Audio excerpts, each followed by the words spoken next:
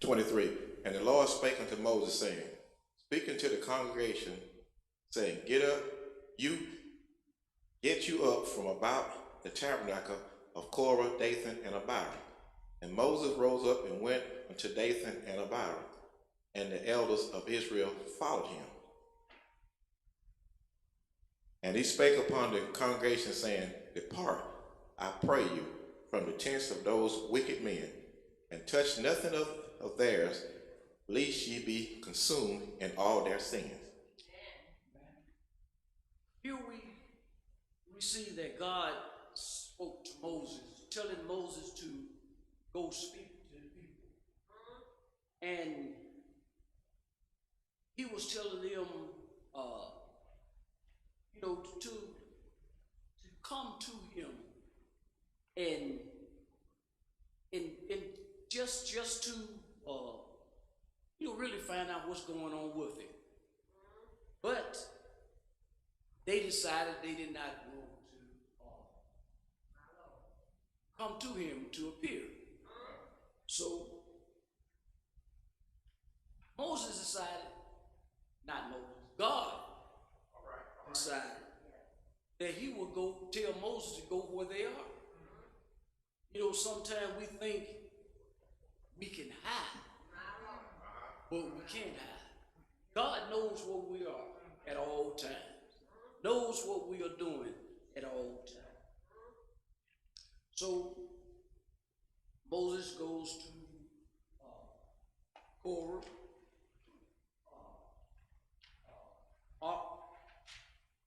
Abiram, and Dathan, and he goes to them, and they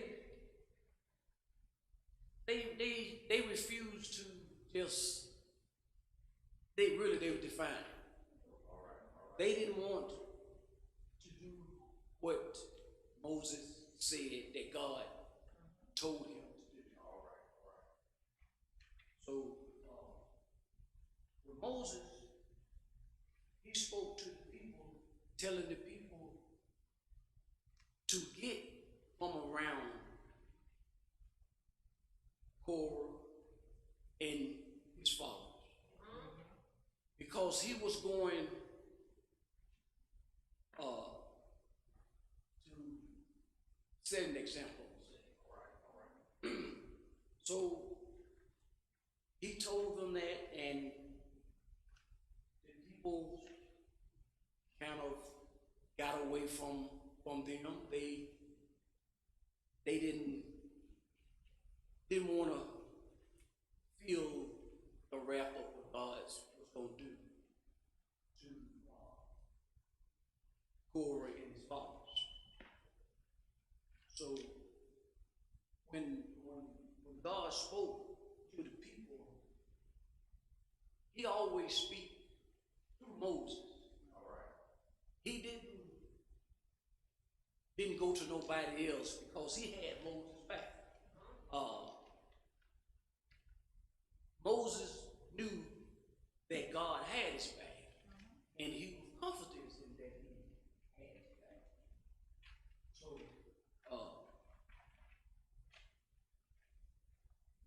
So he went to the people and just to let them know that he was sent by God, and things that he was doing wasn't because of him. It was because of God. So at this point, Moses just let them know that he was God's follower.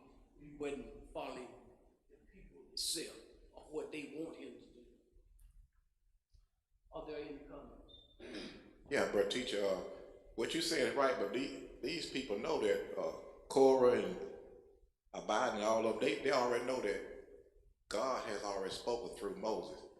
They are just so rebellious because they are jealous. That ugly thing called jealous stuck his head up again.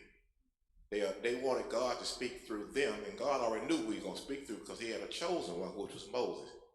They were not mad with Moses, just like the other people were. They were mad with God indirectly. What he was going to do, he was sick and tired of, he going to set an example for them. So What you got to do is, I'm gonna handle them the right way. Just you get out around and tell everybody I know that's not following them to get out and around them, because I'm gonna get rid of them and all of their followers and all their kinfolk. So he's gonna just rid the entire earth of their liking because of how rebellious they were against him. He took it as against him because all Moses was doing was what thus says the Lord.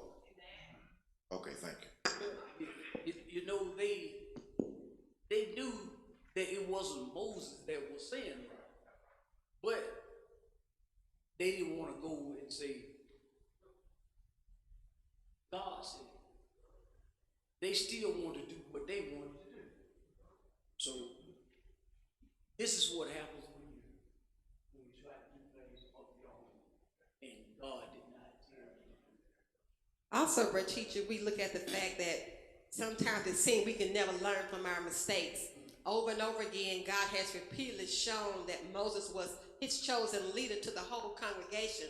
As we've been studying, we saw the rebellion of his sister earlier, Miriam. We saw last week we were still talking about Korah, Dathan, and Abiram. So every time the people decide that they no longer want to follow God, they bring it to Moses. So they're rebelling, but God is saying that you cannot rebel against me. And he's going to let them know we have to learn to just follow leadership. And when we don't, there are consequences for our disobedience. God will hold them accountable for everything that they did.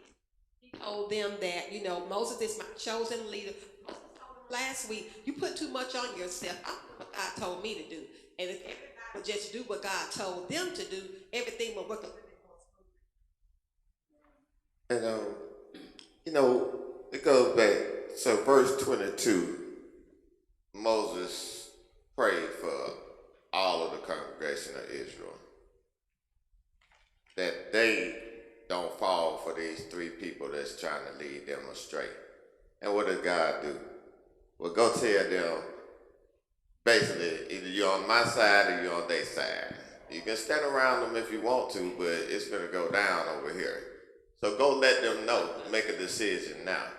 Now, the thing about, if we look at Korah went down to the tabernacle with the 250 men, but now he done slid away.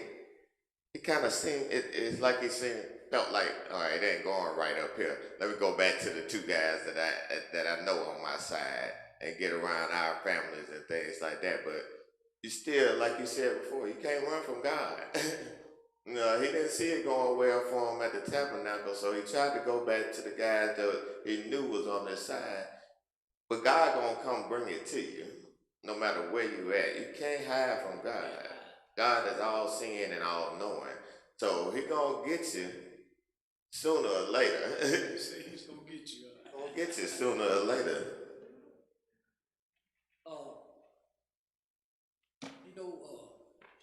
Sometimes we come to church and everybody kind of get into a clique. And sometimes you have to be careful. Who you follow. Because sometimes you try to please man. Soon as you please him, he gonna change. You got another step to go. But if you do what God said, he never change. His word is true. All right, if you're somebody will read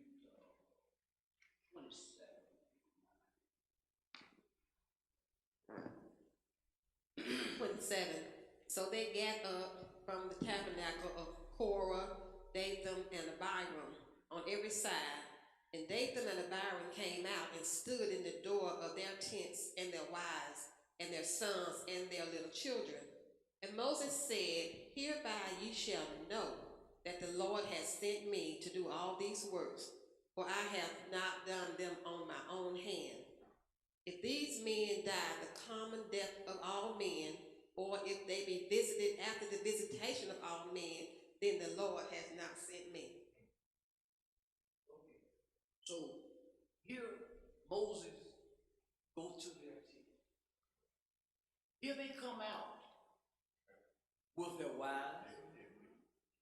their children. And you know, it's another thing that if you define to God, but you turn around and you taking your children, your wife, and all of your family, that's another thing. So if you the head of your household, you're gonna be held accountable to what you do as far as how you carry yourself or define. So when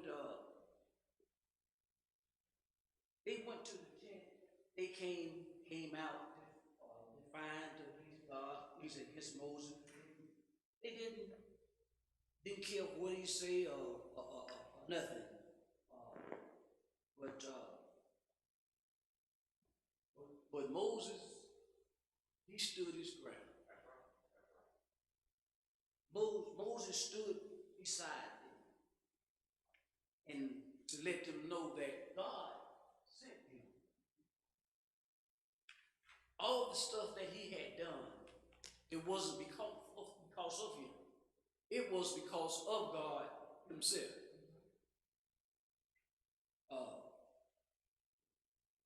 Moses was letting them know that he was doing the work of God to take them to the promised land. You know, out of all that they have seen thus far, all the miracles, they still in defiance of what Moses is doing through God.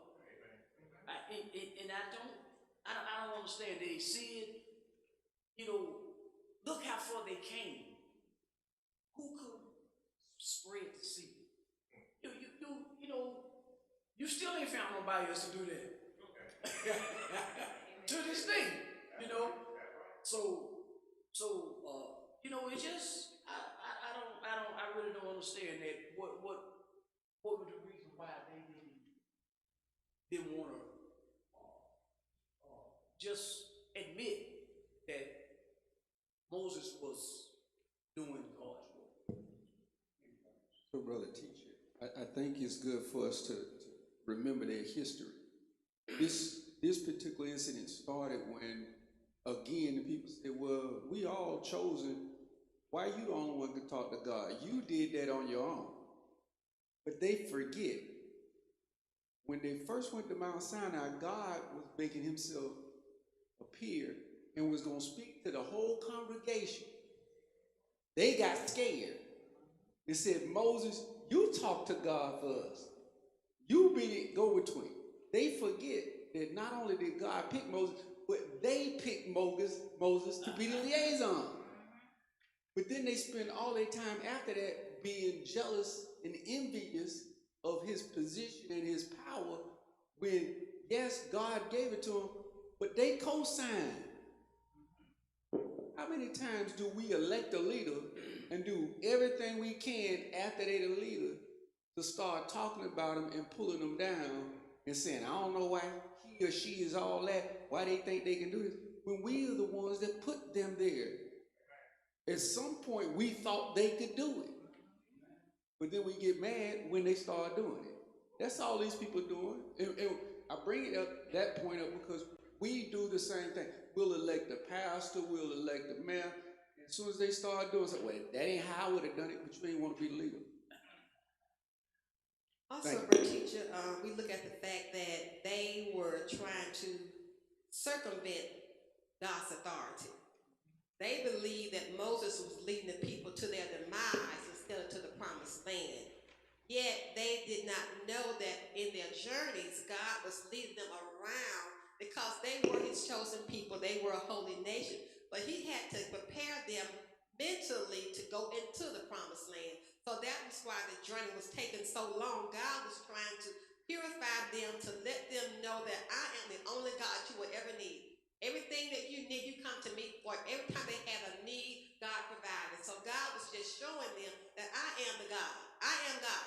So whatever you need, you can always get it from me. So in all their wilderness journeys, God was just showing them that he was the one that was leading them, providing for them, and taking care of them. So in the tiring of their long journey through the wilderness, they thought, well, Moses, you're not doing a good job. You're not taking these people to the promised land. You're taking them to the wilderness to let them all die. So we're going to go back on our own. So Korah thought he was big and bad enough to come against Moses and take the people back to Egypt. Well, if you come out of slavery, why do you want to go back to slavery? You know, God had something better for them, but they were not patient enough to wait until God had them prepared for it. It's the same with us today. When God has something for us, we're not ready for it. Time God has it for us, a lot of times we have to wait until we get ready to receive what God has for us. We can't handle $350 million. We never had more than $300. You see what I'm saying? So God had to prepare us for certain things. So God had milk and honey waiting on them, but they were not prepared to get it, because when they got there, they're going to think about what happened in Egypt. We got to get prepared for what God has for us. And all the journey was preparation to actually live in the promised land. But you always got somebody that want to come up against God's plan, and we're always fighting a losing battle trying to go against God's plan. We have to just simply wait on God, and that's hard for us as humans, but we have to learn to wait on God. God has his own timing, and we have to learn to wait on him. And it's a sad situation when someone know they're wrong and will bring their whole family to go down with them. It's just a sad situation. Also, bro, teacher, these three men were very influential among the Israelites, and they had substantial holdings. I mean, they were rich men. Now, sometimes it's, we think what we have should give us extra stature, but God doesn't care how much money you have. He doesn't care. Your money can't get you into heaven. What was that old song the Beatles says? That money can't buy you love. Money can't get you into heaven either.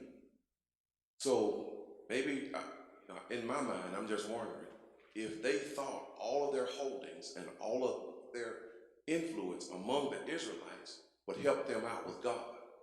It didn't. If you don't do, and they have already seen what God has done to people that disobey him. And again, if you don't do what God tells you to do, you will suffer his wrath, which they did. Thank you. Like you say, they have seen everything that God has done. But yet still,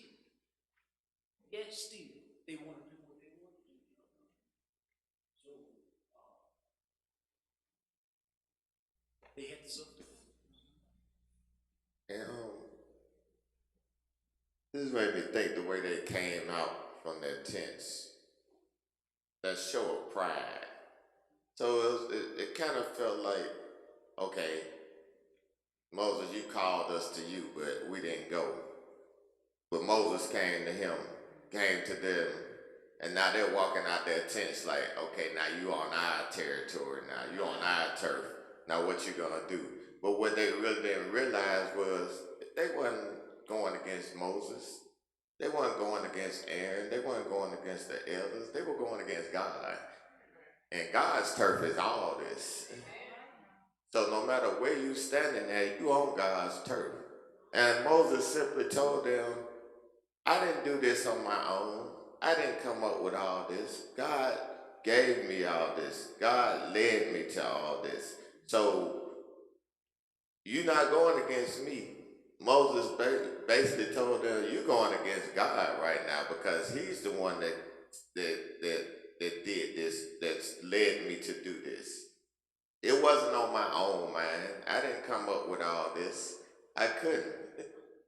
God came up with all this, so you're going against God right now. And they still didn't think about that and back down.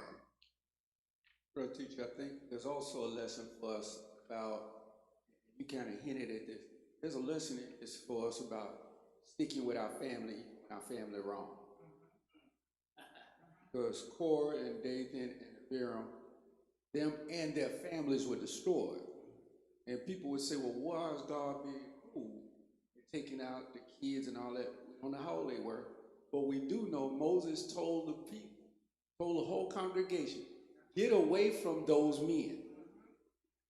Family could have left them. They chose to stay.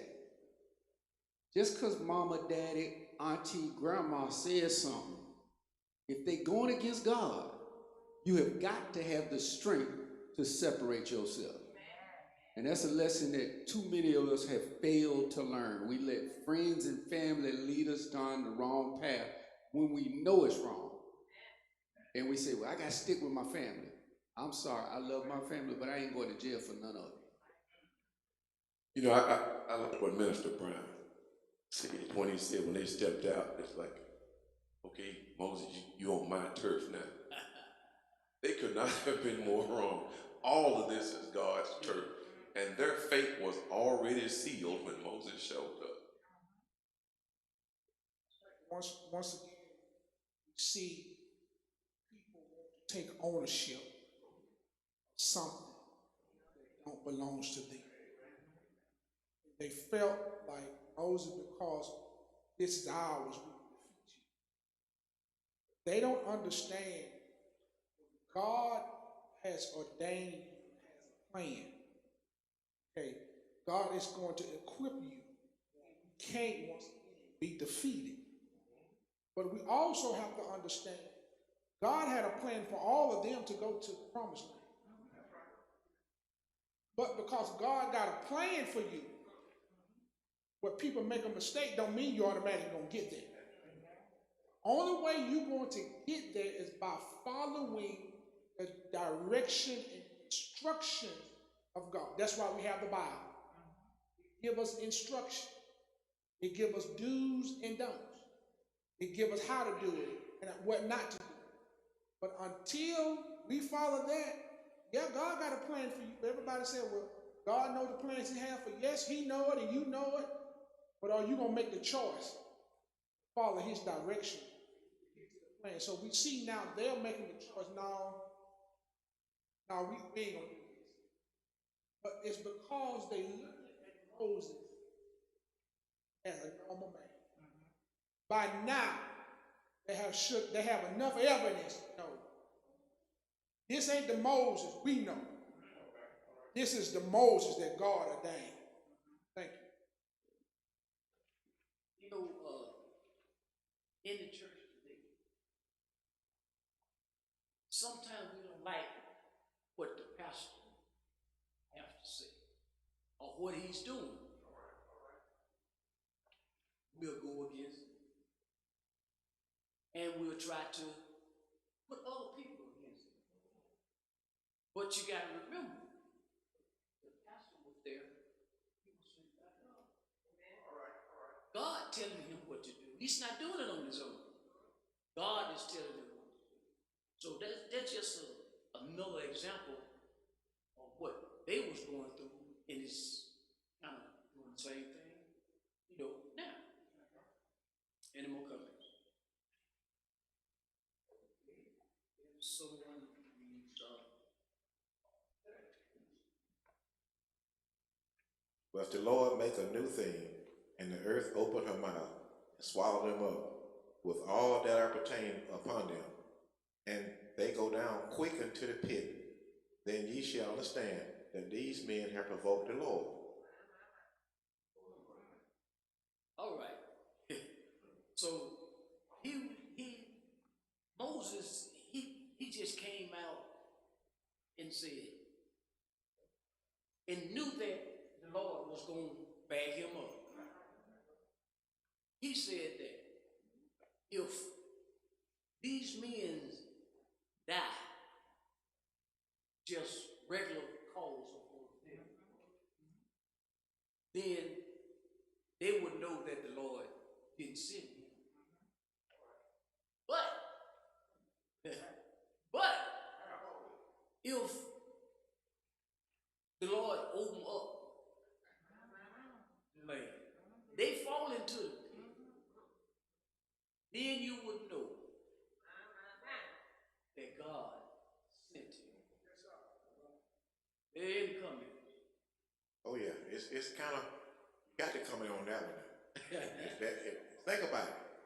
If for the things that we've done today, that earth will open up, I'd be afraid to leave out this church, man. But it just so happened we have somebody step in for us, see? And during that time, it was before Jesus, so Moses was to intercede to God to ask for mercy. And since Christ came, we have an intercede for us. But you have to understand, whenever God says something, God could have easily made them do it, but he don't want you if you don't want to be with him. You have to be a free heart, free will, free mind to follow God. And he always gives us an opportunity to come on our own. Thank you. You see, this all happened just because they want to do something else in the church. Just because they was jealous of what Moses and Aaron was doing. They wanted to be released. But God did not send them to be released. So all this is happening because of that. You said it's what they want. That's Yes. how we are today. It's what we want. Because once we remove self, it's not about what you want. Your gift is not your choice, it's your discovery. We don't choose what we get to do in the kingdom. That's God. God chooses what we get to do. We accept it and we work the field that he has given us. But what people don't understand, to a person understand, because I'm the pastor, that don't mean I'm more anointed or God is blessing me more than he's blessing you. Because if you're sweeping the floor, if you do that to the best of your ability, God will elevate you whatever level you are. That's we rank stuff in society. For instance, the doctor or the trash can person. Let the person that pick up trash don't come pick your trash up. And see how quickly you'll start appreciating it. Everybody that has an assignment is important to God. So we must understand that I'm working for God, not for anyone. You know, But here again, Moses' words and the way he set the situation up is designed to give God all the glory. Because if they die a natural death, well, I guess I wasn't not who God sent. But if a pit opens up and fall in, then you understand they were provoked by the Lord, and the Lord determined their fate. Not me. The Lord determined their fate. So again, his words is setting it up where God gets all the glory. Brother teacher, that's important because it's a lesson we still need to learn today. We have too many people who are leaders that want the glory. They want the credit. And yet Moses said, if you look at the things that I've done, I didn't have the power to do any of them. God did them. He is constantly, as Griff said, Deacon Griff, he's constantly making sure the people know that it's God. We fail to do that today. We fail to recognize who did it, and we have too many who are in leadership that want the credit when the credit don't belong to them. We need to be careful before the ground open up in front of us.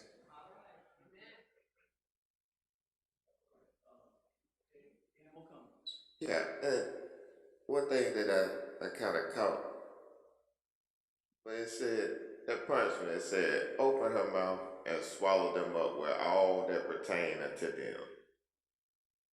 So they thought they were big stuff, because they didn't realize God had blessed them with all of this. They started thinking of their own. Oh, we got all this. We can have power. We can have influence. But they weren't thanking God for the blessings that they had. And if you don't thank God for what he has blessed you with, and you think it's all on your own, he'll take it right on away from you. And if you notice, he told everybody to get away and don't touch anything that they own, because all of it finna go away.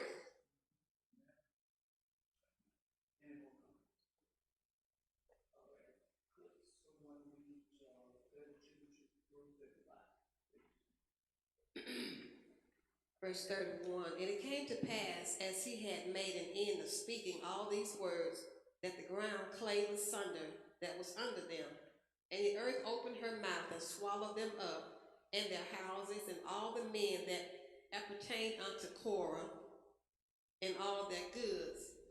They and all that appertained to them went down alive into the pit, and the earth closed upon them, and they perished from among the congregation. And all Israel that were round about them fled at the cry of them, for they said, lest the earth swallow us up also. And there came out a fire from the Lord and consumed the 250 men that offered incense. So, here we go. After Moses had told them what was going to happen, soon as he got to speak, what happened? The earth opened up. And it took everything that they had, children, wife,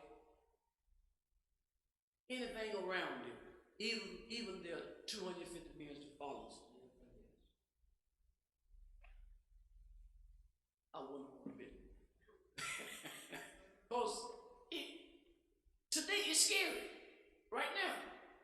You know, that is scary. You know, so and that was, when I read that, I said, my goodness.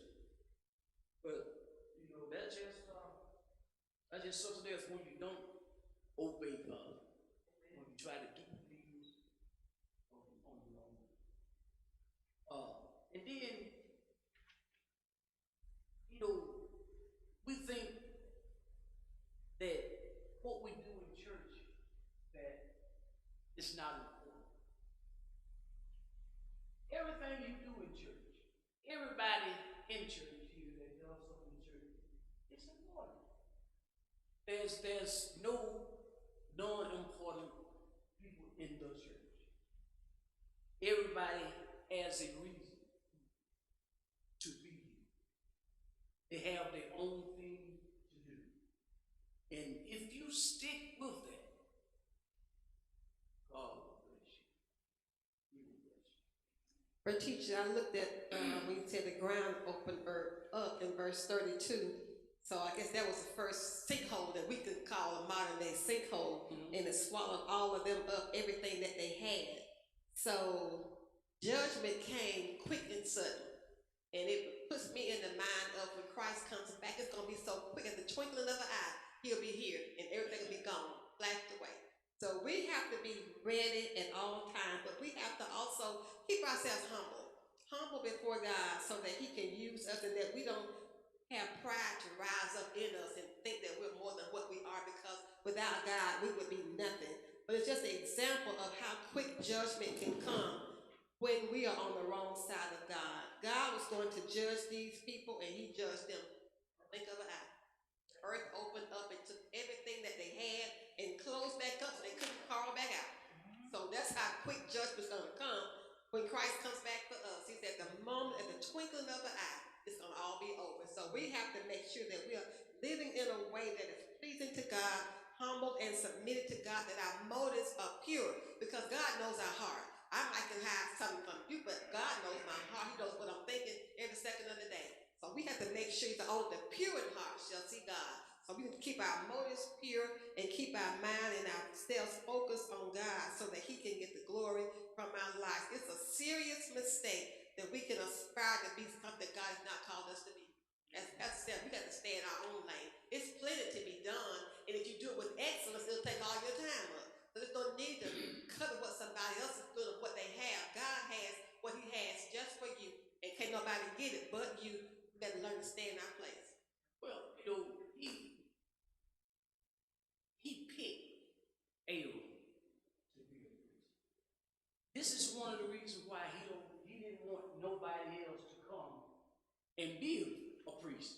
simply because of what they are doing now. So, you just have to think about that. You may want to be whatever you want to be, but if you're not called. And it just kind of made me think as we was looking through this lesson, especially toward the end. God's plan is gonna come to fruition, whether you want to be a part of it or not. He's gonna take care of his plan. And I tell people at work all the time, don't get too full of yourself because we're all replaceable. And if we're not following God's plan, He will replace us. I was studying 1 Samuel, and they was talking about Eli and his sons. They were in a position of honor, but they weren't treating it as such. He replaced the whole line. Your family will no longer be part of this. I pick another family that's part of the Levites. So if you're not working with God's plan, He will remove you from the whole situation. Think about this. Moses spoke. It happened. A lot of the difference between us is time. It's time. There's going to come a time where time is going to be removed. This is a time where time was removed. He spoke it, it happened. Not only did it swallow them, the Bible said it swallowed all they had. Everything they thought was precious to them is now gone in a second, in a moment. We fight over stuff. Family fall out when somebody die over stuff. Kinfolks don't talk because of stuff. And guess what? He can be gone. The reason why you fighting over stuff is because you really don't trust God. I don't have to fight over no land. I don't have to fight over no house. I don't have to fight over no car. Guess what? I serve a big God. And I trust God. If He want me to have it, He'll prepare a way for me to get it. We must understand there's some stuff in this life that's not worth fighting over. We must understand if you trust God's plan, He has a plan for you. When you don't trust God's plan and you try to come up against God's plan, you better believe you fight a losing battle. Somebody said, why is it so important that God over people? That happens today. But it's not the same thing. They think just because there's an earthquake and the earthquake goes up, but do it closes itself back up. No. Only God can do that. All right. So that's what makes that stands out. That God can do whatever He wants to do. And just trust in Him. And He will bless you. Are there any more comments? I thank you all for listening to me, and that is the end of my lesson, and I'm turning back.